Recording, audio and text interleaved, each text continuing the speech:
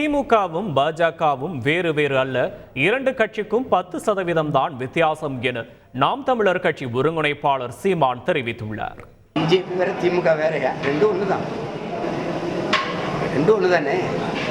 90 விழுக்காடு எங்க கட்சியில இந்துக்கள் தான் அப்படின்னு சொன்னது யார்? அது 100 விழுக்காடு. 90 விழுக்காடு எங்க கட்சியில இந்துக்கள் தான் சொன்னது யார்? ஐயா ஸ்டாலின்.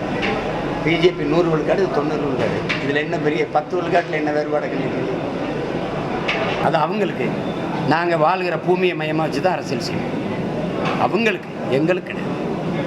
எங்களுக்கு கிடையாது. எங்களுக்கு வணங்குகிற சாமியை விட வாழ்கிற பூமி தான் முக்கியம். நான் ஒரு முடிவெடுக்கிறேன், தனித்து போட்டின்னு. அதே என் தம்பி என்ன முடிவெடுக்கிறாருங்கிறத அவர் இவ்வளோ நாள் இருந்துட்டீங்க, 22 நாள் இருக்கு.